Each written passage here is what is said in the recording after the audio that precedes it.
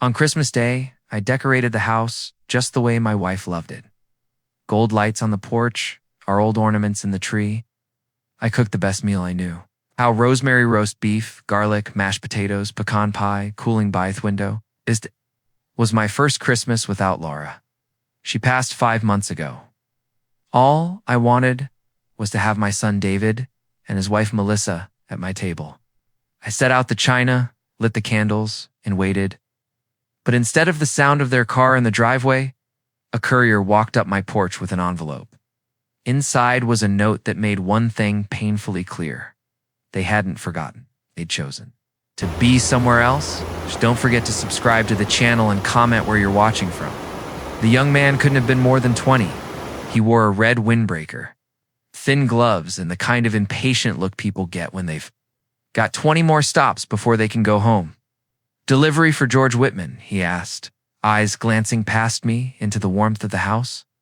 "Yes," I said, my voice low. He handed me the envelope, nodded once, and turned back down the porch steps. The crunch of his shoes on the frosted path was the only sound until the low cough of his car engine carried him away. The envelope was warmed from his hands, but thin. I knew, even before opening it, that it wouldn't hold good news. My fingers stalled on theft lap for a moment. I looked at the lights wrapped around the porch railing, the soft glow they cast over the snow-dusted steps, and thought about how Laura would have been standing right behind me, curious. She always wanted to know who was at the door. I broke the seal. Melissa's handwriting, small, perfect looping, sat in the center of the page. "George, we decided to spend Christmas at me mom's this year. Hope you understand. Love, Melissa." That was it. No Merry Christmas. No, let's make plans for next week. It's not a vain a phone call before the courier arrived, understand? I stepped back into the hallway, closing the door against Thickled. "We're here." I could see the dining room glowing under the chandelier. The roast beef rested on its platter, still steaming. The garlic mashed potatoes were creamy and smooth in their serving bowl with a sprig of parsley that Laura would have approved of resting. On top, the pecan pie on the counter caught the light from the kitchen, its crust flake just right. I'd spent hours on it all, starting 2 days ago, marinating the beef, baking the pie the night before, and ironing the tablecloth that only came out on holidays. I'd laid out the china, polished the silver, and folded the napkins into little fans, like Laura always did. The candles flickered gently, their light dancing over the crystal glasses. It was exactly the kind of Christmas Laura would have loved, but now it was just me. I poured a glass off sweet tea, sat at the head of the table, and tried to eat. The first bite of roast beef was tender, seasoned, just right, but it might as well have been cardboard. My throat closed up halfway through chewing, and I had to wash it down with tea. After a few bites, I set my fork down. The food didn't taste like anything. I blew out the candles and packed the meal into containers. The pie stayed out. Some part of me couldn't bring myself to wrap it up. Maybe I was holding on to Laura's old habit of leaving dessert just in case someone would still knock. Someone would still come in from the cold.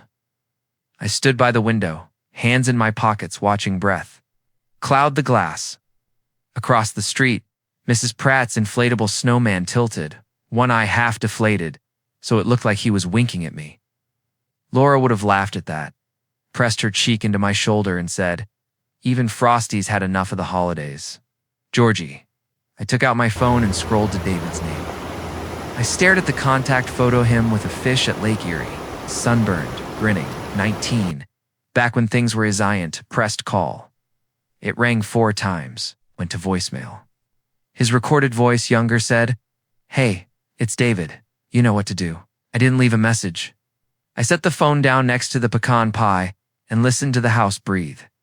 Our house in Willow Creek, Ohio, was never meant for silence. It was a house built for coffee brewing, furnace murmurs, Laura's radio half-tuned to Motown on Sunday, mornings.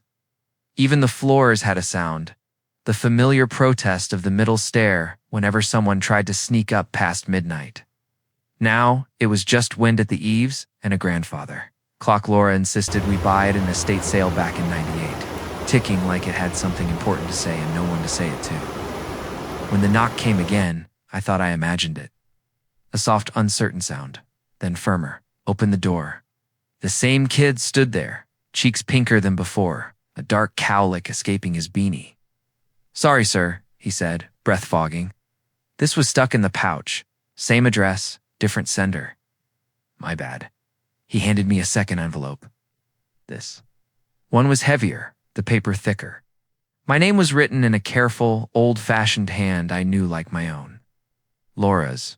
Beneath it, a small return address label read, "Benton and Cole, attorneys at law, Springfield." "Oh, do you want—" I started and stopped, caught between instinct and grief. "Want what?" he asked, bouncing on his heels. "To come in for a minute," I said. "Warm up, I've got pie." His eyebrows lifted with the same surprise I felt in my chest. "Pie, pecan," I said, "and coffee, or cocoa if that's more your speed." He glanced back at his car, a tired, red hatchback coughing exhaust into the blue dusk. He looked at me, at my porch railing, wrapped in gold, at the sliver of dining room visible beyond my shoulder. A decision flickered across his face. "5 minutes?" he asked. 10, I said, stepping aside. "At least," stamped his shoes on the mat and came in, rubbing his gloved hands together. Up close, he looked even younger. A scattering of acne along his jaw. A Band-Aid on one knuckle. His windbreaker had a stitched name on it. "K. Fisher." "I'm George," I said, leading him into the kitchen. "Coffee okay?" "Yes, sir." "I mean George," he said, smile crooked. "Caleb, and coffee's great." I poured him a mug and slid a plate across the counter with a thick slice of pie. He took a bite, closed his eyes, and let out a sound. So honest, I felt my throat go tight again. "Man," he said, "my grandma used to make pecan pie like this before. Well, before she moved down to Tampa with my aunt." "How old are you, Caleb?" I asked. 20, he said. "Almost 21 in February." Took another bite, slower. "You got folks around?" had I said, glancing at the envelope with Laura's name on it. "My wife passed this summer." "My son," I stopped. "He's spending the day with his wife's family." Caleb nodded like he understood more than he should. "People are bad at showing up when the world's heavy," he said. "I do this delivery thing because, I don't know. It feels like moving, like I'm helping. So even if it's just bringing people stuff they bought online at 2 in the morning. Sometimes that's exactly the help we need," I said. Being remembered. He finished his pie and coffee and stood, setting the mug in the sink with a gentleness that made me think of Laura's hands guiding mine through the first pie we ever baked together. At the door, he hesitated. "Thanks, George," he said. Merry Christmas." "Merry Christmas, Caleb," I said. "Drive safe." The house swallowed the sound of his car as it turned the corner and was gone. The second envelope sat on the counter like a small animal that might bolt if I moved. Too fast. I picked it up, felt the weight of it, and slid a knife along the seal. Inside was a single-page letter on Benton and Cole letterhead, and a thinner envelope bearing Laura's handwriting, sealed with a gold star sticker like she used to put on our son's homework. The formal letter was short. "Mr. Whitman, per the enclosed instructions. We are delivering this letter to you on December 25th, per Mrs. Laura Whitman's explicit request. Please note the enclosed safe deposit key, which can be accessed at Springfield Community Bank, Box 317. Our office remains available for any assistance as needed. Sincerely, Margot Benton-esque." A tiny brass key clinked to the counter. Tied with a green ribbon, Laura would have snipped from her craft drawer. My hands were trembling by the time I picked up the gold star envelope, broke the seal, and unfolded Laura's letter. "Georgie, if you're reading this, then I am not there to fuss at you for leaving your shoes by the door, or to tell you you're burning the roast. I tried to time this so it would arrive when you might need it on a day when the house feels too big and your heart feels too small to hold everything in it. I need you to do a few things for me. First, be gentle with our boy. He loved me hard, and he is scared of loving you that way because it hurts, and because he doesn't know how to carry grief and be a husband at the same time. He will make mistakes. So did we. Second, today, If someone knocks, feed them. Share. What we made with someone who needs a warm room and a slice of pecan pie. I know you, and I know you'll think, Laura, I'm not the inviting strangers in type, but you are. You always were. Third, and I know I should have told you this. In person, and I tried, George. I did. I was a coward. There is a young girl who deserved our love years ago and didn't get it. Her name is Ava. She is 4 years old. She lives with her mother, Shelby Carter, in Columbus. She is David's daughter. Shelby sent me a letter the week I started treatment. She didn't want money. She wanted our family to know something beautiful existed, even if it came from a hard place. I wrote her back. I kept in touch. I'm sorry I didn't tell you then. I wrote to David and he didn't answer. And Melissa? Well, but you'll understand when you meet them all. I've put what I could aside. In the safe deposit box there are letters for David and Melissa and for Ava, and there is a little fund. It is not much, but it's from me. It's from us. If you feel it is right, deliver them. If you don't, I trust you. You always find the true north when I get turned around. Lastly, do not let this house become a shrine. Let it breathe again. Windows in spring. Paint the kitchen that silly yellow I never convinced you to try. And if you need a reason to wake up in the morning, find one that isn't just sorrow. You're not done. Not yet. Love you forever and then some. Laura. I sat down, hard in the kitchen chair. The letter lay open. Laura's loops and slanted L's like the little currents of Silver Lake, where we took David fishing when he was 7. 4 years old, Ava, a granddaughter. And Laura had known. Laura, my lighthouse, carrying a secret because she thought it would pull me under. I looked at the clock. The bank would be closed. Tomorrow, then.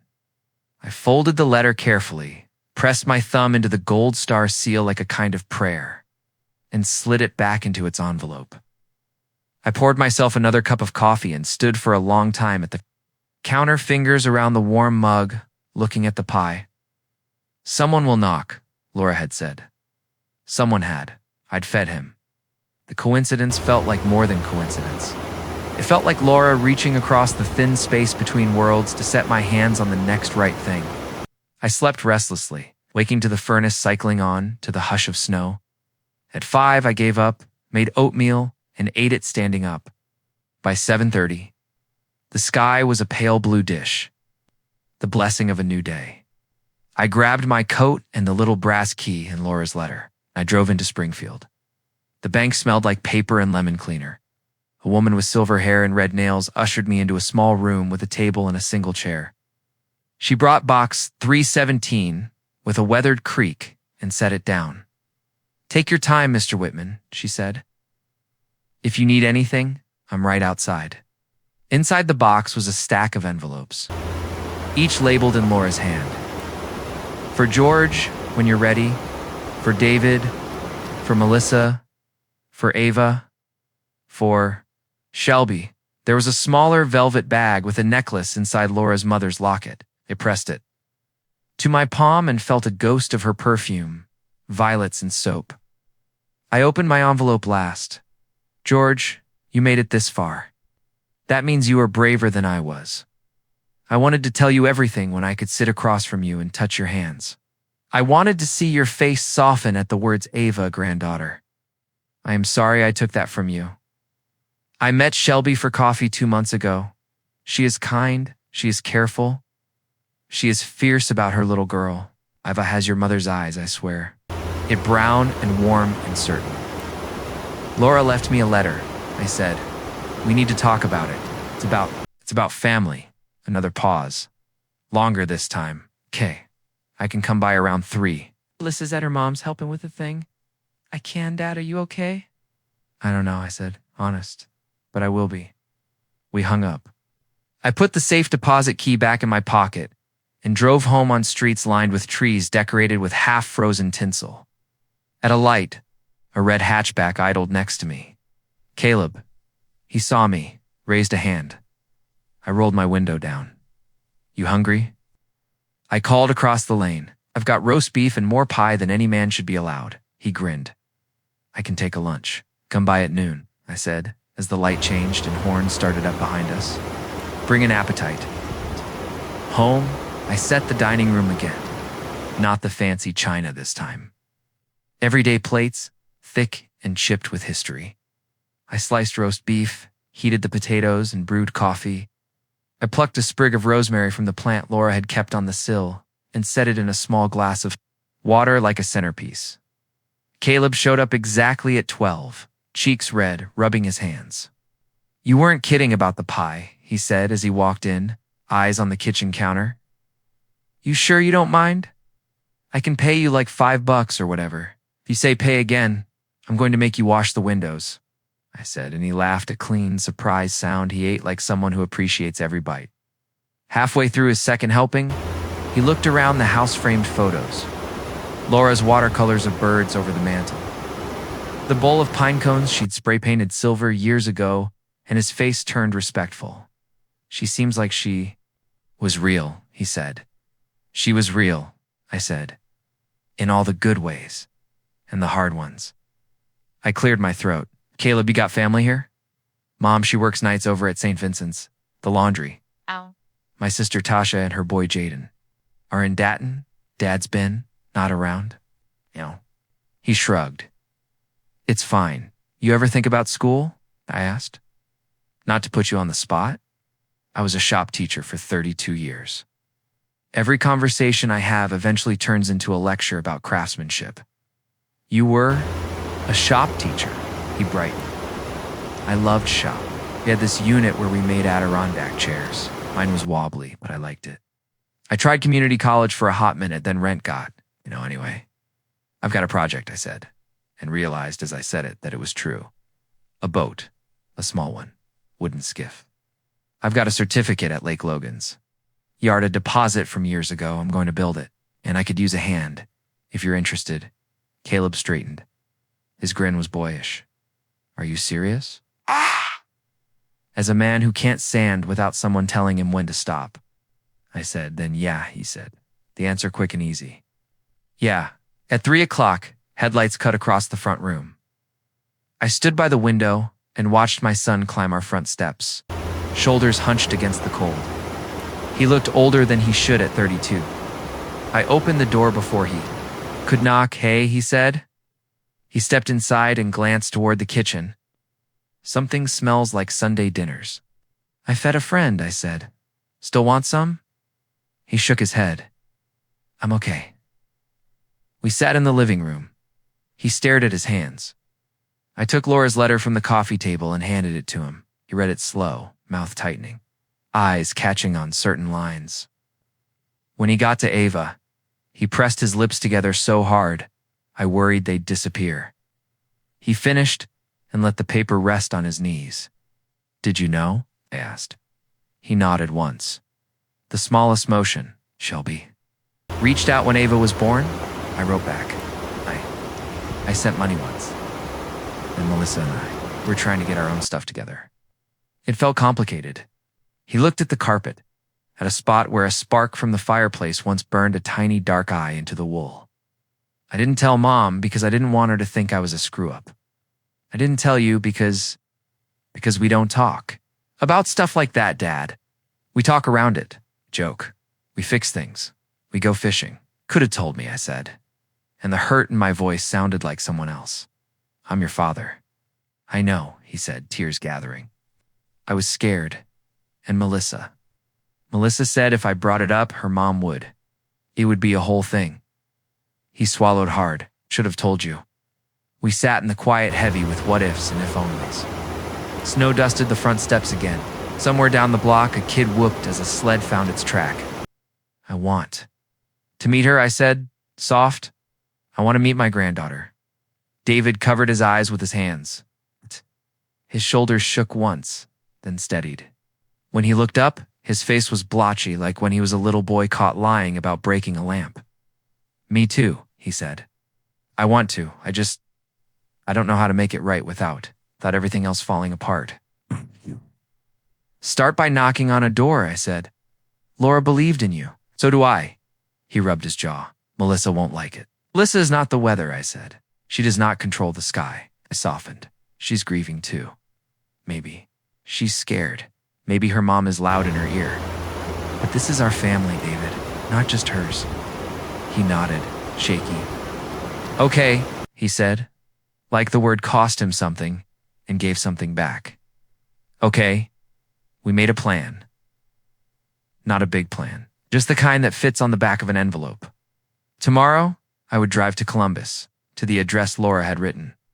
I would bring the letter for Shelby and the small envelope for Ava. I would knock. I would tell the truth, which is harder than it sounds, but simpler than it feels. David would talk to Melissa that night. He would tell her, would listen to. But he would not back away from his daughter. Before he left, he walked to the mantel. He touched the corner of the watercolor of a chickadee Laura had painted. The winter David had pneumonia, and we spent a week in the house, nesting. He took a breath like maybe he'd been holding it since July. I miss her, he said. Me too. I said. I put a hand on his shoulder, the same shoulder I'd steadied when he took off on his first two-wheel bike. We can miss her and still move. After he left, the house felt different, not larger, not smaller. Like a space you'd swept clean and could see the floor again for what it was. Scratched, sturdy, real. That night I couldn't sleep. I got up and found the tote of wrapping paper in the hall closet and fished out a sheet of plain brown. I wrapped the envelope for Ava in it, silly as that was, and tied it with baker's twine. I wrote her name in careful block letters. Ava. I put the locket in my pocket next to Laura's folded letter because it felt like carrying her was a thing I could do. I left at 8 the next morning. Route 40 stretched out clean in wet plows. Having already done their work, the sky was a pale winter blue, the kind that makes your heart ache for no good reason. I drove past barns and billboards, past a diner called Susie Q's I used to stop at on my way to conferences. When Laura was alive, we would have made a whole thing if it stopped at every antique store. Argued about the best pie within 50 miles. I'd turned the radio off so I could hear the silence and my own breath. Columbus was gray and busy. Address on the envelope took me to a small brick building with 3 units. A patch of fenced yard out back with a slide half buried in snow. There were chalk drawings on the entryway sidewalk, bright ghosts under a dusting of white. I stood at the green door with the brass tubby and knocked. It opened a few inches. Chain on, a woman in her late 20s peered through the gap. Pulled into a knot, tired eyes, a flannel shirt buttoned wrong at the collar. She looked at me with a specific kind of worry that told me she'd had to be careful more than once. Yes, Shelby, I asked. My name is George. My voice caught. I started again. I was Laura Whitman's husband. She went. Still, the worry recalibrated. Something like recognition moved across her face. She closed the door gently, undid the chain, and opened it wide. Come in, she said, please. Her apartment smelled like cinnamon and laundry soap. A little pink backpack leaned against the couch. Markers lay scattered on a low table. With a coloring book open to a page of butterflies, and the wall was a photo of a little girl in purple boots jumping into a puddle like it was the whole ocean. I'm sorry, Shelby said, hands worrying the hem of her shirt. I meant to write you. I didn't know how. Laura and I wrote. Before she told me, I said. She left letters. I held out the envelope with Shelby written on. This is for you.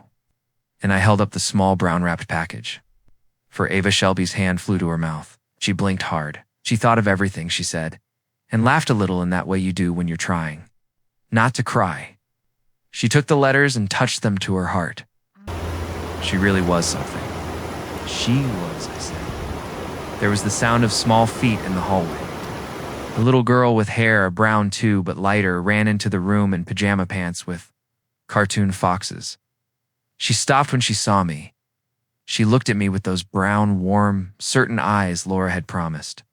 She had a smear of purple marker on her cheek. Mommy, she said. Who's that? This is Mr. George, Shelby said, voice soft. He's a friend of Miss Laura, I said, putting my hands in my pockets so I didn't reach. Out and scare her? I have something for you from Miss Laura. She accepted the package with the solemnity of a monarch receiving a crown. She sat on the floor and tore the paper carelessly the way Laura loved kids to do. Not Precious Anne found the small envelope inside with her name and a sticker of a bluebird. She opened it and took out a card with a hand-painted flower on it in a smaller square box. Shelby read the card out loud. Laura's words, simple and sweet, and helped her open the box. Inside was a tiny silver bracelet with a single charm. A boat. A boat, Ava said, delighted. She held it up, and it caught the light of the window, like on my book.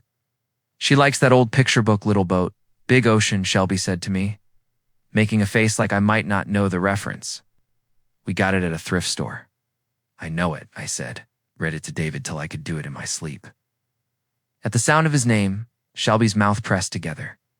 Does he? He knows? I said. He's scared. But he knows. He wants to meet you, both of you, when you're ready. Ava was sitting cross-legged now, trying to fasten the bracelet with the stubborn determination of the small. I crouched down, careful. Can I help? I asked. She considered. Are your hands big?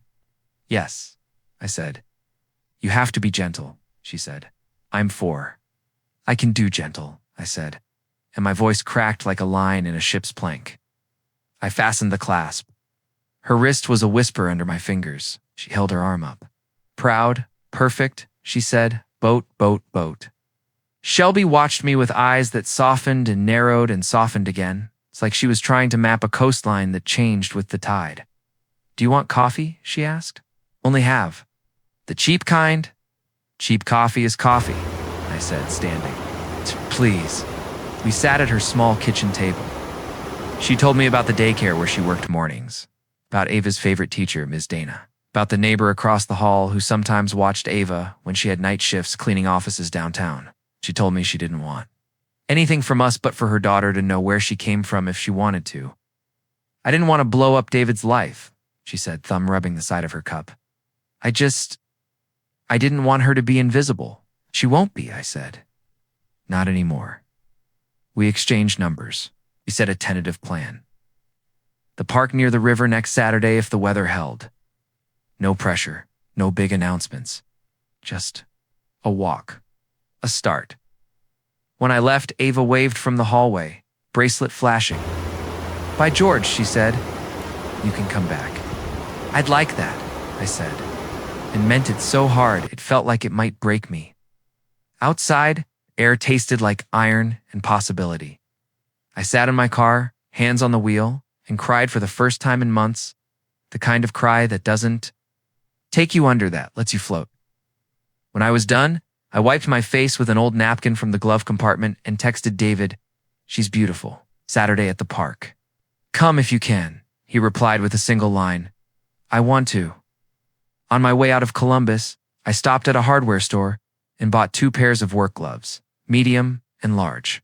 At a red light, I took a photo of them on the passenger seat and sent it. To David, I didn't add words. I didn't need to, he replied with a thumbs up. And then, a minute later, a heart. Back home, I found Caleb sitting on my front step, a beanie pulled low, hands tucked into his sleeves. He bounced up when he saw me. Hey, he said. I wasn't sure if you'd be back yet. I got off early. You hungry? I asked as if that weren't the only sentence I knew. Always, he said, grinning. We ate grilled cheese at the kitchen counter, and I told him carefully what I'd done in Columbus. He listened the way good kids do when they realize the world is bigger and messier than they were taught. Then he told me his own stories, how his mom kept an old jar of buttons that she shook like a maraca when they were little to wake them up for school, how he and his sister learned to cook because their mother worked double shifts, how he'd loved the feel of a lathe under his hands, as the way would transformed from plain to curved and smooth. We'll start on the boat after New Year's, I said. Lake Logan is quiet this time of year, but they'll let us in. Ever riveted a seam? He shook his head, delighted. No, sir, you're going to love it, he said, then hesitated, unsure. Do you need help around here? Like shoveling or whatever?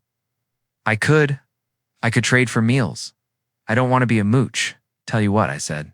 Come by 3 afternoons a week and help me clean out the garage. The lard's got more art supplies than an elementary school in there. We'll call it even. And Caleb, you're not a mooch. You're family if you want to be." He looked down. When he looked up again, his eyes were bright in a way that made him look younger and older at once. "I never had a boat before," he said, which wasn't what I had said, but meant the same thing. That night, for the first time in a long time, I slept without waking. I dreamed of sawdust and small hands in mine, of Laura laughing at the way the cat would try to chase the curls of shavings. As they fell to the floor, the days after were busy in the way that makes time a friend. I wrote Shelby a note to thank her for opening her door, and I put a check in with it from the little fund Laura had squirreled away, enough to ease the tightest part of the month. I left a message for Attorney Benton to thank her and ask about the logistics of adding a young person named Kay Fisher to a small scholarship that might bloom into something bigger if I could figure out how. I cleared the top shelf in the guest room closet and found a shoebox of Laura's recipes, each one splattered and annotated, a living history. I set aside the chickpea salad card for Shelby because she'd said she liked easy meals on days she worked double. On Saturday, the river park wore thin ice like lace. I stood at the rail and watched steam rise from water that hadn't made up its mind to freeze. I was early. Laura would have told me to stop fidgeting and straighten my scarf. 10 minutes later, I saw David at the far end of the path, walking. With his hands in his pockets, the way he had when he was 13 and unsure of where to put his limbs. He stopped next to me and stood so close, I could feel the heat through his coat. "You came?" I said. "I said I would," he said. His breath fogged the air, then disappeared. "Is she down there?" I said. Shelby and Ava were by. The ducks, throwing small handfuls of corn. Ava's bracelet flashed like a distant star. We didn't move for a moment, as if stepping forward might scare everything back into shadow. Then Ava saw us. She waved, the big kind of wave that took her whole torso with it. "George," she yelled, and to her mother, "Is that him? Is that my granddad?" She was already running up the path. David made a sound I'd never heard from him, something between a laugh and a sob. He dropped to one knee without meaning to, hands open. Ava stopped short, as if she suddenly realized she did. Shelby reached us, cheeks pink, eyes wet. She looked at David, at me. "Hi," she said, and her voice was the steadiness that anchored us all. "Hi," David said. "I'm sorry." "We can start with hi," she said. "The rest can come." After, we walked by the river until our noses were red and our fingers numb. We made plans so small they could fit in a pocket. Tuesday pancakes at their place after daycare. A trip to the library where Ava would get her very own card. Boat sketches at my kitchen table while Ava watched cartoons on mute and narrated what she thought the characters were saying. When we reached the cars, Melissa called. David stepped aside to answer. I saw his posture tighten, then loosen, then settle. He did not raise his voice. He did not apologize for being at a park in Columbus with his father and his daughter. He said, "We can talk about it tonight. I love you," and he hung up. When he turned back, there was a weight gone from his face I had not realized he carried. "How is she?" I asked. "Scared," he said honestly. "Mad. She thinks this changes everything." "But it will," I said. "But not in the way she thinks." Back in Willow Creek, the garage smelled like oil and dust and old pine. Caleb and I cleared a space along the back wall, hauling boxes of holiday lights and a set of rusted golf clubs to the curb. We unrolled plans for the skiff on the workbench. We ran our hands over the lines and talked about ribs and sheer strakes and the way a boat needs to flex to move through water without breaking. "You know what my favorite thing about wood is?" I asked. "That it smells like Christmas if you cut it right," Caleb said. "That," I said, laughing, "and that if you mess up, you can sand it, you can steam it, can bend it a little more, can make a new piece. It forgives." Caleb nodded. "I've messed up a lot of things." "Me too," I said. "We'll build something good anyway." The first time David came by the garage, he stood in the doorway like he did not know if he was allowed in. He held 2 coffees and a bag of donuts from the place on Main. Caleb looked up, wiped his hands on his jeans, and stuck out his hand. I'm Caleb, he said. David, David said. My dad said, you're the muscle, I'm the finesse. Caleb grinned. You can be the sandpaper guy. For an hour, we stood shoulder to shoulder, measuring, marking, arguing about a quarter inch like it was a philosophical debate. David's hands remembered how to be useful. He asked Caleb about the courier job, and Caleb told him about the lady who tries to tip with crocheted coasters. They both laughed. Some of the silence between them twisted into rope instead of wire at sunset. Melissa pulled into the driveway. She sat in her car for a minute, then another. I wiped my hands on a rag and walked out. I tapped on her window and she rolled it down. Hey, I said, you want to come in? We've got chili and beer. Her eyes were red. She looked past me, at the open garage, at David, at the bones of the boat. I don't know how to do this, she said. Me neither, I said. But we can eat. She parked and came inside. She did not take her coat off at first, hovering by the counter like a guest. When I handed her a bowl, she took it. When Caleb made a joke about how you can judge a man by his sanding, she almost smiled, and David sat next to her and quietly said, she's 4. Melissa closed her eyes, and a full breath left her chest like a held thing finally gone free. I don't know if I'm mad at you or at the world, she said to him. Maybe both. You can be mad at me, he said. I earned that. But I want this. Her. Us. I want to be the kind of man who shows up. She looked at me then, and I saw the girl she had been flicker across her face, the one who had believed in the future without yet meeting its knees. You made pie on Christmas, she said. I'm sorry we didn't show. I saved you a slice, I said. It's in the freezer. Come by tomorrow and we'll defrost it. She let out a surprised laugh, small and real. Okay, she said tomorrow. What I read inside that first letter, cold, dismissive. A note that could have set me on the road of bitterness had tried to close a door. What I read inside the second, the careful, heavy paper of Laura's love, blew every window open. But the real change came not from paper, but from people. A kid in a red windbreaker who ate my pie like it was a sacrament. A little girl in purple. Boots' son, who decided to stand still long enough for love to find him. A woman brave enough to admit she was scared and come in anyway. And me, hands on a piece of wood. Learning to bend and not break. By the time the boat had a skeleton, you could see from the street the shape of future moving out of air where it had spread. Neighbors wandered by, offered opinions, told me stories. Of their own, Mrs. Pratt stood with a mug of tea, watching like a foreman. Looks like a new tradition, she said. Boaty Christmas. It's March, I said. Christmas comes when it wants, she said. Don't argue with me. I raised 4 boys. In April, we took the skiff to Lake Logan and set her. In the water for the first time, she shivered like a thing born. Laura's wish we'd painted on her side in black. Caleb held the bow rope. David steadied the stern. Ava wore a life vest too big and clapped like it was her birthday when the boat rocked and settled. Who's first? Caleb asked, eyes bright. You, I said to Ava, with me. We pushed off. The boat sliced the water gentle and clean. The shoreline drifted by, green beginning to whisper in the trees. Ava held the side and watched the ripples peel away like silk.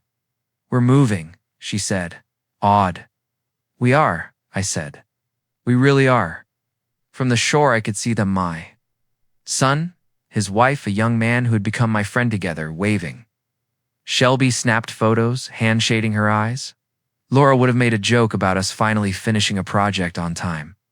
I closed my eyes and let the small sway of the boat carry me. Laura had asked me to feed a stranger and knock on a door and build something with my hands. She had asked me to be brave. I wasn't all the way there. But sitting on that water, the little girl's hand in mine, and the voices of my family on the bank, I believed I could be, if you'd like. Can continue the story into the next seasons through Summer on the Lake, how Melissa's mother complicates things, what happens when hard choices about inheritances and apologies arrive, where George, David, Ava, and Caleb end up by the next Christmas. Spring came like a shy apology that stuck its head in the door before it had the nerve to come inside. Patches of snow clung to corners of the yard like forgotten socks, then surrendered. The air changed first. Less knife, more spoon. The robins arrived, red-breasted and bossy. In the garage, the smell shifted from coal dust to warm pine as we leaned long strips of cedar along sawhorses and dreamed them into a boat. We called her Laura's Wish because it felt right and because I needed to say her name out loud somewhere other than the empty rooms of our house. We painted the kitchen yellow. Saturday in March, it was a silly shade. Laura would have called it lemon drop bravado and the sort of thing that, years ago, I would have argued we'd regret when we tried to sell. We're not selling, I told the crimson can in my card at the paint store. The clerk looking at me like maybe I was talking to ghosts. We're staying. Caleb taped the edges with the careful reverence of a boy learning a new ritual. He flicked paint at me like a kid. I pretended to scold him and failed. David showed up halfway through with coffees and a drop cloth, a peace offering. He took a brush without comment and cut in along the ceiling line like he'd done it every week for years. We worked in a quiet that wasn't the heavy, awkward kind. It was shared. After an hour, we stood shoulder to shoulder and looked at the first coat drying, streaky and hopeful. It's loud, David said. It's happy, I said. He nodded. Mom would have liked it. Shh, I said. Even if she'd pretend she didn't.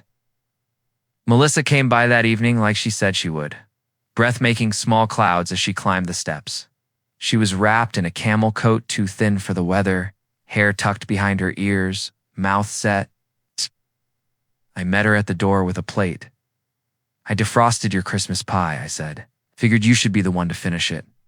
She looked at the plate for a long second, long enough that I considered apologizing for the offering like I'd brought her something inappropriate and personal, which it was, and then she nodded and took it. I'm sorry about the note, she said, almost whispering. That was my mom pushed me. We were late. It was stupid. We can start with pie, I said, and work our way up to stupid. She smiled without quite meaning to, the smile of a person discovering the muscle still works. Forkful and closed her eyes. It's good, she said, surprised and not. It's really good. There is a difference between talking and being able to hear yourself tell the truth. Over pie, we edged toward it. I was mad at David for not telling me, she said, fork cutting neat lines in the flaky crust. About Ava, it felt like a betrayal, but then I was mad at myself for being mad, because she's a kid. A person. She didn't do anything wrong. No, I said. She didn't. My mom. She shook her head. She thinks Shelby is after money? That it's all some she stopped? She's loud. She gets in my head. Loud doesn't mean right, I said, and kept my voice even. Sometimes it just means loud. Melissa looked around the kitchen, at the fresh yellow, at the rosemary plant in its chipped pot by the window.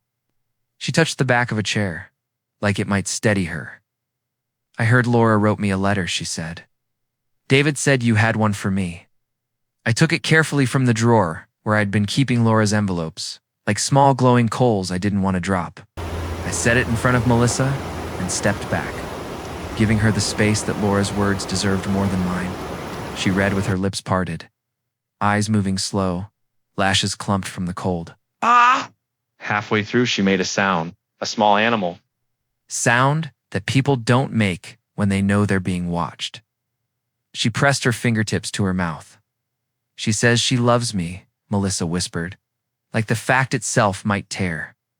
She says she knows I'm strong, but I don't have to be mean to prove it. A little laugh, wet at the edges. She tells me to give David a job when we fight, to hand him a wrench, to put him to work. She knows us too well, I said.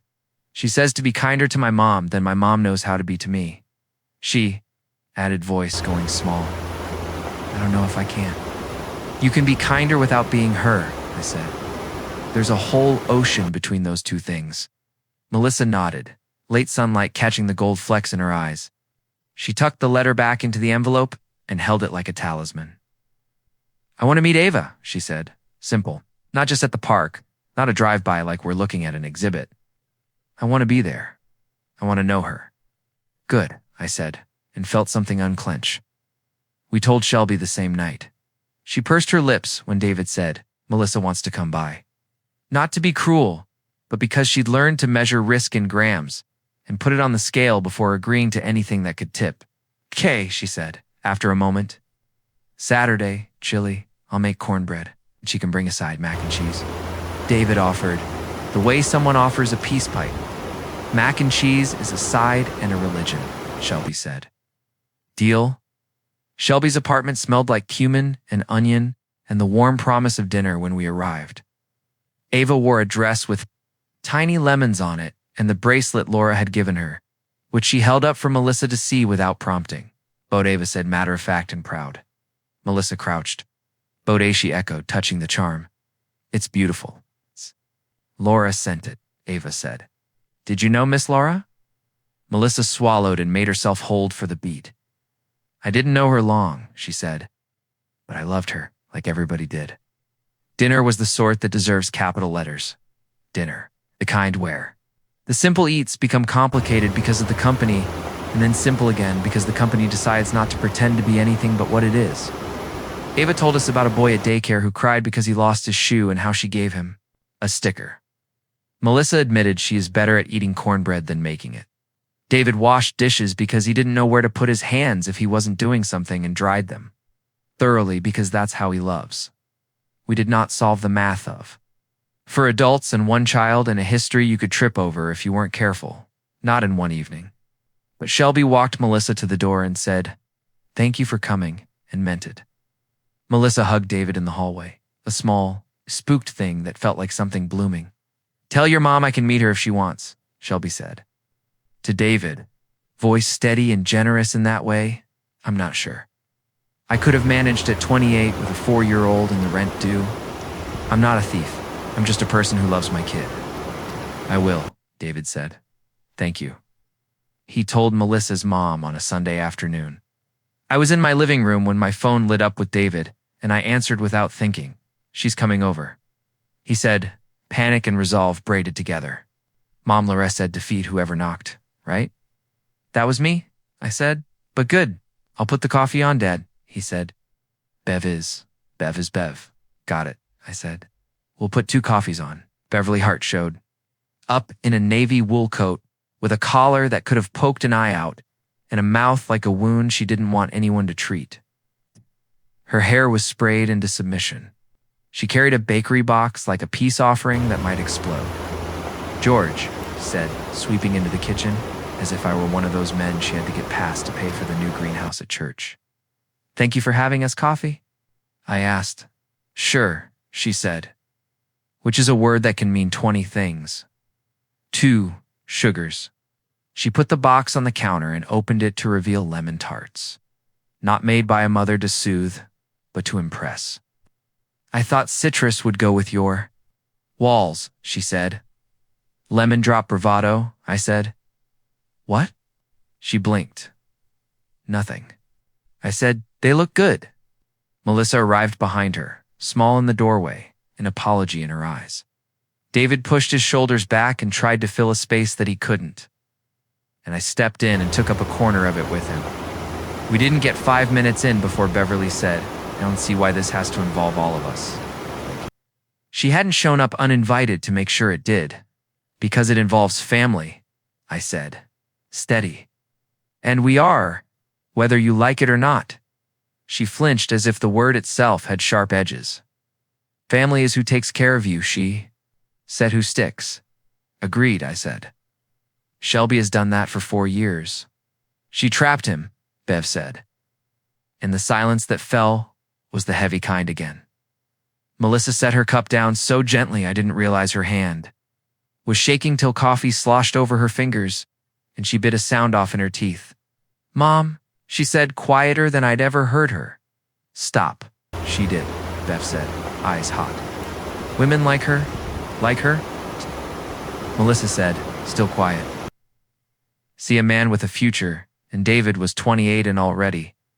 "My fiancé," Melissa said. "We weren't kids. He was a man with choices, including ones he made without me." She took a breath. The This isn't Shelby's fault. It's ours and his. And it's not a fault. It's a person. Beverly's mouth closed and opened. A fish hauled onto land and confused it couldn't breathe air. She looked at me for support she wasn't going to get, and then at the lemon walls like they might echo. That woman is going to take you for everything you've got, she said to David. Laura left a fund, I said, calm as a man reading a recipe. For Ava, not for Shelby, for Ava's education and needs. It's not a fortune, it's a foundation, and it's Laura's choice. You don't get to be mad at a dead woman for loving a child. Bev stared, and for a second, I saw the young version of her flasher girl in a borrowed dress. Mascara smudged from crying in a high school bathroom, determined to never be that vulnerable again. Then it was gone, replaced by the current self, who fought softness because softness had failed her once, and she refused to let it again. This will ruin you, she said, and I thought she meant David, and then realized she meant me too, and then realized she meant herself. The version of the future she'd constructed like a card house, needing a certain windlessness to stand. Maybe it will change us, Melissa said, her voice barely a breath. Maybe change isn't ruin. Bev stood, gathering the box she'd brought and the coat she had draped over the back of a chair without asking. I can't be part of this, she said. If you choose this, you choose not us. Mom, Melissa started. Choose, Bev said. I saw something happen in my daughter-in-law then. Slight straightening, recalibration. The same thing I'd seen in David months before when he said, okay. And the world shifted around the word. I choose my family, Melissa said. All of it. Bev blinked.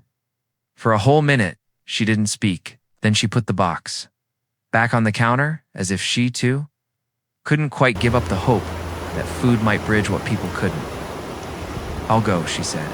But I'm not done. I didn't think you were, I said, not unkind. She paused at the door. Laura liked me, she said, defiant and sad. She did, I said. She also told me to be kinder to you than you know how to be to us. So I'm trying, Bev's chin tipped up. You do that? She said, and left. Melissa exploded into tears the second the door clicked shut. Not delicate tears that you dab at, but the kind that leave you wrung out and new. David moved toward her, and she moved into him, and the two of them sank onto chairs like they'd found the ground again after standing on a beam for hours. She'll come around. David said, maybe for himself more than for Melissa. Maybe, Melissa said, maybe not. I can't make her different. You can be, I said. You already are. We set up a trust for Ava at Springfield Community Bank with attorney Benton's help. The legalese itched, but we scratched it into something that made sense. A small account Laura had salted away from her craft fairs and substitute. At teaching gigs and bits she'd skimmed from her own careful grocery budgeting, annotated with notes. Like for a girl who needs a trumpet in summer camp 2029, we added to it me with what I could. David with what he could. Melissa slipping a 20 in an envelope with 4 books written in her fancy M's. Shelby contributing the odd 10 when she felt proud and didn't want anyone to argue. Tiny bricks laid steady, we told Ava about. The fun one Saturday morning at my kitchen table while she ate pancakes too fast and then too slow. It's for you, I said.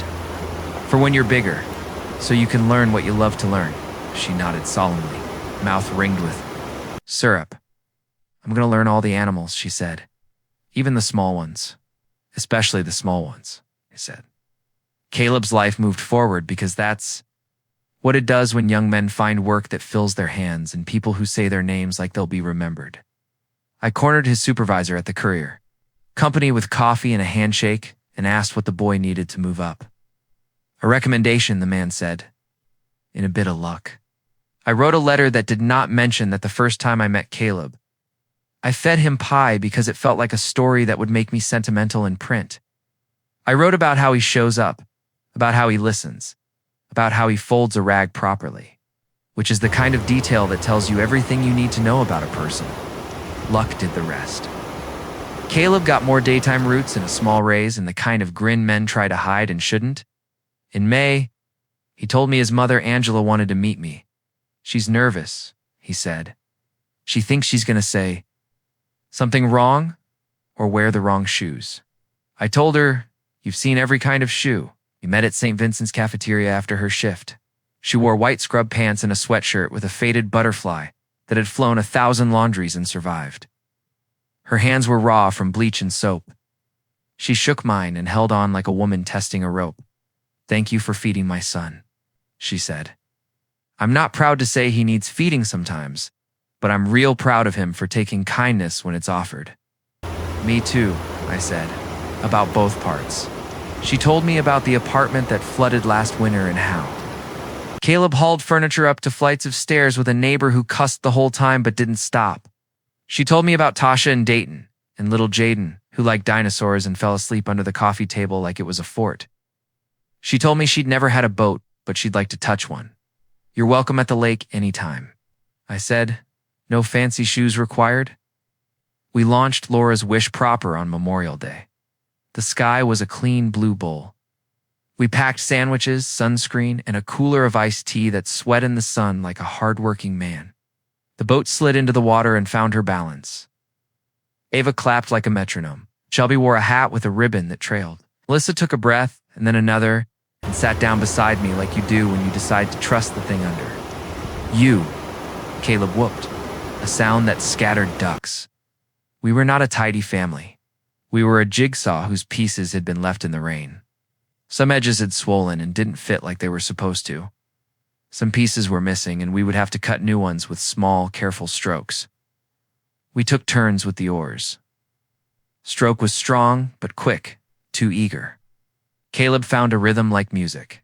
I showed Ava how to trail her fingers in the water and not be afraid of the cold.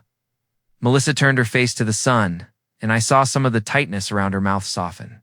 Shelby sat back and watched her daughter, and a future she hadn't counted on, play out in front of her like a scene you find yourself in and decide to love by July. The boat had become a ritual. Saturdays were for the lake and hot dogs that taste. Better if your fingers are wet from water and you're a little sunburned. Ava learned to lie back and let the boat rock her without looking over the side every 5 seconds. David learned to talk to Shelby about drop-offs and dentist appointments without flinching, as if each exchange were a test. Melissa learned too. Bring strawberries and not advice. At the end of the dock one hot afternoon, Melissa said, "I don't know how to be a stepmom, to no one in particular." "You be an adult who loves her without needing to own her," Shelby said, lacing her. "Sneakers. At least that's my vote." Melissa nodded, that little recalibration in her again. "Okay," she said. Then after a second, "Thank you. Summer made us lazy and brave. The two things are cousins more often than you'd think." In August, on a day hot enough to make the asphalt shine, a small drama unfolded that taught us all what we were made of. We were at the lake, the water crowded with teenagers in kayaks and fathers in fishing hats. When Ava leaned too far over the side to see a turtle and went in, a clean, terrible slip, she popped up in her life vest, shocked, went under again. Because that's what small bodies do when they forget that air is a thing you're supposed to seek. Then surfaced, eyes wide and white. David did not think. He didn't have time to think. He was in the water before the word Ava fully finished. He reached her, turned her, found her eyes with his, said breathe, and she did. He hooked his arm under hers the way I'd taught him when he was 10 and learning to pass a swim test he hated and back kicked to the boat. Shelby was there with her arms like a net. I swore for the first time in months, a single word that felt like a prayer of a different kind. Melissa swallowed a sound and then let it come out like a laugh that had been scared halfway through. And needed finishing? Caleb leaned so far to help that I had to grab his belt and pull him back because we didn't need to in the water. Ava cried big, fended tears at the indignity of being wet without choosing to be. She clung to David like a monkey.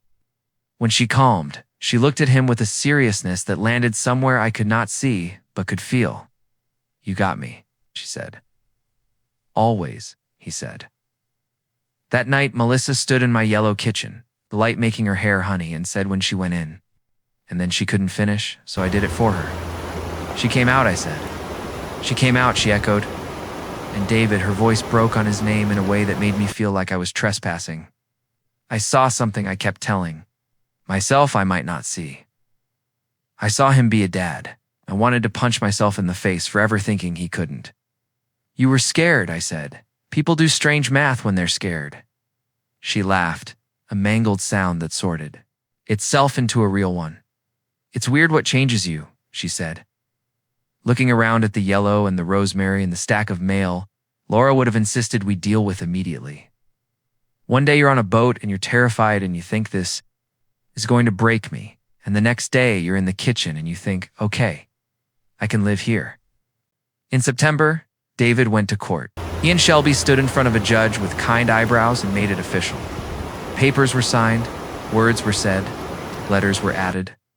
Ava became Ava Carter Whitman, which she announced to anyone who would listen at daycare like a magician revealing a trick. I have 2 names, she said, proud. For actually, if you count Ava and Carter and Whitman and Ava again. Melissa sat in the back with me, fingers braided into mine like she needed an anchor and doubted herself. When the judge smiled at us after banging his gavel like a man at a wedding hitting a glass to get attention, Melissa leaned into my shoulder slightly, her first unthinking gesture toward me as something like father. I didn't move. Sometimes the best thing men like me can do is be a wall that doesn't fall. Caleb started night classes at the community. College in October, intro to carpentry and drafting, IB-cause words. Like funding and schedule and fear were not stopping him anymore. I slid the scholarship application across my kitchen table, and he filled it out with a pen I'd gotten for free at the state fair. A week later, I wrote another recommendation. This one shorter because the men reading it had only so much time, and the check from the Laura A. Whitman Little Things Scholarship covered half his tuition. Little Things was Laura's phrase, the way she broke the world down into pieces she could carry. Caleb wore his student ID on a lanyard like a boy who'd been chosen. Mom, he told Angela over dinner in their apartment, I'm a college man. You always were, she said, though she cried a little in her soup. Thanksgiving arrived, and with it, the kind of cold that makes everything sharp. We had dinner at Shelby's because her place felt like a borderless space where the old rules didn't apply. She made turkey and something she called funeral potatoes, which made Melissa snort, and I brought sweet tea because it had somehow become the thing people expected me to bring. Angela came with a sweating pot of greens that made the house. Smelled like someone's aunt had taken charge. Caleb carried in a pie that was obviously store-bought and obviously loved. Bev's in Florida with my aunt, Melissa said, as if reporting a weather system we could not control. She called, she did, in the middle of the Cowboys game. Crying a little and then angry that she was crying and then apologizing for being angry. I don't know how to do this, Bev said into the phone. Me neither, Melissa said. We can eat. On a walk after dessert, Ava stomped through the last crusts of snow, red boots flashing. She held my hand and narrated the world. That tree is naked, she said. It's going to put on its clothes in spring. That squirrel is fat. A cloud looks like a grandma. She looked up at me. George, do you think Miss Laura can see me when I make a silly face? Contorted her features into something that made me laugh out loud, joy sharp as ice. I think she can, I said. I think she's doing it back. In early December, a package arrived from Attorney Benton, hand-delivered, because that's how she did things. Inside was Laura's letter for David. He had put off reading it, too afraid. I think that it would break whatever fragile truce he'd made with himself. He came over with the envelope tucked into his jacket and sat at my dining room table as if he were about to take a test. He opened it and read. His face did things I recognized and things I didn't. He smiled without showing teeth. He closed his eyes. He reached out and put his hand on the table like he needed to feel the wood. When he finished, he slid the letter across to me. I didn't read it wasn't mine too, but I traced the edge of the paper with my finger, the way I used to trace. Letters on a chalkboard to calm a room of 9th graders who'd found a bee. What did she say? I asked. That she saw me even when I tried to be invisible, he said. That she knew I was scared, but she never mistook it for not loving. She shouldn't have let me be the funny one all the time because then I never learned to be the honest one. She loved you loud, I said. She did, he said, wiped at his eyes. She told me to show up. That's it. Just show up. Not fix. Not apologize into the floorboards. Just show up. You can do that, I said. The second week of December, I got a call from a number I didn't know. "Is this Mr. Whitman?" a woman asked, voice careful as a person stepping onto ice. "Yes," I said. "This is Joanne from the boatyard," she said. "We found an extra order on your account when we were doing inventory. It's for a little brass nameplate. Looks like your wife ordered it before, before, it's addressed to my future captain. Do you want us to ship it, or do you want to pick it up?" I closed my eyes. "I'll pick it up," I said. The nameplate was one of those simple things that changes the room just by being in it. We brought it home and took turns holding it. Ava held it to her chest and breathed on it to see if her breath could fog brass. "I'm a future captain," she said. "Can I be a now captain?" "Someday," I said. "But the now captain can sit on the bow and tell bad jokes." "That's my job," David said. We screwed the plate into Laura's wish 2 days before Christmas as snow fell, like it had been scheduled because the town needed decorating. The screws bit clean. The plate sat true. We smiled at each other. In that way people do when they've done something small and right and it feels like a blessing. Christmas came back around slow and fast, the way grief moves. I cleaned the house with the energy of a man who wants to change the air, but knows he can't. I roasted beef and made garlic mashed potatoes and pecan pie, because some recipes are instructions and some are a language you speak to call people home. I set out everyday plates and Laura's good napkins, the ones with embroidery that they don't make anymore. Because no one can be bothered and that make a person feel cared for in a way paper never will. I lit candles at 4 in the afternoon. Cars pulled into the drive like an answered prayer that you don't trust till you're holding it. David and Melissa came first, cheeks pink, carrying a stack of wrapped presents that rattled. Shelby and Ava arrived with a bag of oranges and a paper chain they'd made that morning to wrap around the mantle. Caleb and Angela swept in with a casserole and a bottle of something that fizzed. 10 minutes later, Beverly stood on my porch, hat askew, holding a plant with a red bow, eyes the color of bad sleep. "May I come in?" she asked, voice small. I nodded. "Yes," I said. "Come in." She stepped over the threshold and looked around at the golden lights on the porch. At the tree with ornaments Laura had bought at garage sales over 40 years, at the room that had been waiting. She saw Shelby, and her jaw flexed. She saw Ava, and something in her slipped out of place and back in, an old bone remembering. "Hi," she said softly. She bent down, careful. "I'm Bev." "I know," Ava said, not unkind. "You're Melissa's." "Mom, I am," Bev said. "I brought a poinsettia and hope." "Hope is heavy," Ava observed. "Do you need help?" Bev laughed, surprised at herself. "I do," she said. She'd let Ava take the plant. "It means a lot that you're all here." We ate, we talked. We did not pretend that the year hadn't been a storm. We did not pretend the storm had passed. But the roof held and there was warmth, and that is sometimes all a person can ask. I made a small speech at Desert because I am old and men like me get to do that at our own tables. I stood and held my glass of sweet tea and said Laura's name. Like a toast and a prayer, said what I read in a letter last Christmas changed everything. I looked at each of them, the young man who came into my house on a cold night for pie, the woman who opened her door to a stranger with a gold star envelope and found a family, the daughter-in-law who let go of one woman's grip to make room for her own, the son who learned that showing up is a verb you practice, the little girl who said boat, boat, boat and meant love, love, love. Changed everything, I said again, not all at once, not without mess, but enough. Ava stood on her chair because that's the sort of person she is, and raised her plastic cup. To Miss Laura, she said, imperious and kind, "Whew!" Made a boat and a plate and a family. We drank to that. After pie, we sang because someone started and someone else didn't stop. Angela had a voice that could cut through a crowd and make them listen. She found a harmony to a carol that made me close my eyes and breathe through my nose so I wouldn't embarrass myself. Bev sat on the couch and cried quietly and didn't apologize. Shelby took a photo of all of us, and then another, because the first two were blurry, and the third one showed Ava. Mid-blink and the fourth one had something in it that looked like joy, and we decided that's the one. To print. Late. After coats had been shrugged on and promises made, and the house gone quiet the way a house goes quiet after it has been loud with good things. I carried plates to the sink and found myself standing in the kitchen, hands in hot water, looking at the yellow walls and the reflection of the tree lights in the window like a constellation I was learning.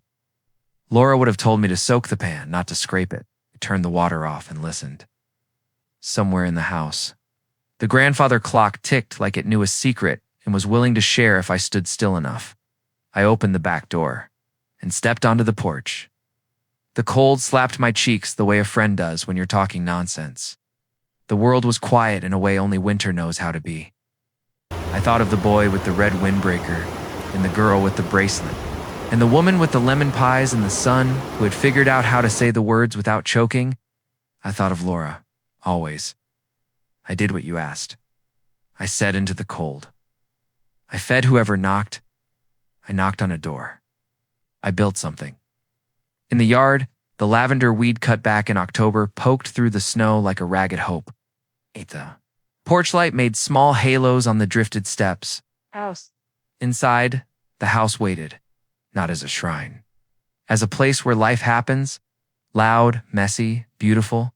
Next week, we would go to the lake to show Ava that water wears a winter face too, to let her see the boat asleep under its tarp, to press the brass nameplate with our hands and promise spring. Next month, Caleb would come over with a textbook and questions about compass points and joinery and a burrito for me, because he decided feeding me was a form of thanks. In March, Bev would call to ask if I could teach her to make cornbread because I refused to be shown up by a girl with a ribbon on her hat. In May, we'd watch Ava in a tiny cap at a preschool graduation speak into a microphone without fear, announcing her for names like a spell. In July, we'd let Laura's wish slide into the water again and again and again, for now. I washed the last plate, dried my hands, and turned out the kitchen light. The yellow glowed even in the dark. That's the thing about certain colors. They keep their promise. If you want. I can keep going into the next year how Bev and Shelby surprise each other. The day Caleb becomes the first in his family to get a certificate. The trip to the ocean that makes Ava think Ohio is pretending. And the quiet anniversaries that hurt and heal at the same time.